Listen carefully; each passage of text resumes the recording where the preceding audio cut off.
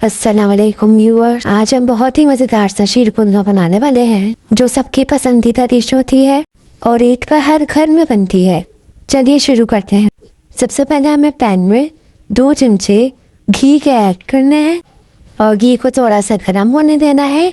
उसके बाद हम दूसरी चीज़ें इसमें ऐड करेंगे। अब हम इसमें 4 इलायची के दाने ऐड करेंगे और थोड़ा सा मिक्स कर लेंगे घी के अंदर। और अब हम इसमें ऐड करेंगे खोपरा, जिसे मैंने बारीक बारीक काट लिया था, और बादाम जिसके मैंने छिलके उतार लिए थे। खोपरा और बादाम आप अपने टेस्ट के हिसाब से डाल सकते हैं, क्योंकि कुछ लोग होते हैं जो इसे कम खाना पसंद करते हैं और कुछ लोग इसे ज़्यादा खाना पसंद करते हैं। तो अब हम इसे अच्छे तरीके से भून लेते हैं कि हमारे खोपरा और बादाम का कलर चेंज हो जाए। और ये बहुत ही मज़ेदार लगते हैं अगर हम इसको अलग से भून लेते हैं। ये हमारे भून चुके हैं और अब इसको प्लेट में निकाल के अलग कर देंगे। अब हम उसी पैन के अंदर 1 चम्मच घी ऐड करेंगे और मैंने एक पूरा पैकेट लिया था सेवइयों का, जो मैंने घी के अंदर ऐड कर दिया है। अब मैं इसको भी अच्छे तरीके से भून लूँगी कि मेरे सेवइयों का कलर चेंज हो जाए। मेरे सेवइयाँ भून चुके हैं, मैंने इनको प्लेट में निकाल कर अलग कर लिया। सेवइयाँ को बादाम दोनों का मैंने फ्राई कर लिया अच्छे तरीके से। अब मैंने एक पतीले के अंदर 3 किलो दूध लिया है और इसको अच्छे से मैंने बॉयल कर लिया है।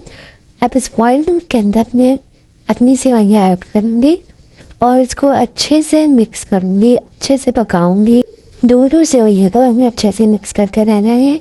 आधे घंटे तक के लिए इसको इतना पकाना है, इतना पकाना है कि ये थोड़ा गाढ़े बनकर आ जाए। जब ये गाढ़ा हो जाएगा तो हम इसके अंदर ऐड करेंगे चीनी।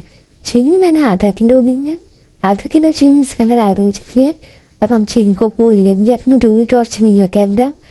इसको भी अच्छे तरीके से मिक्स करेंगे कि चीनी का एक इतना घुल जाए। अब आ रही है जो हमने खोपरा और बादाम फ्राई किया था, उसको भी हमने ऐड कर दिया है। अब हम इसको भी अच्छे से अपने दूध के अंदर मिक्स कर लेंगे। हर एक दाना हर एक चीज़ को अच्छे से मिक्स कर लेंगे।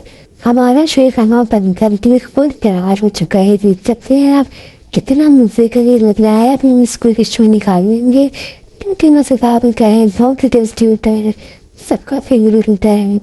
अगर आपको कोई भी चीज़ ऐसी लगी हो कि नहीं समझ में आई हो तो जो का मैं आप बता दी ना, आप इसका जवाब देखूँगी।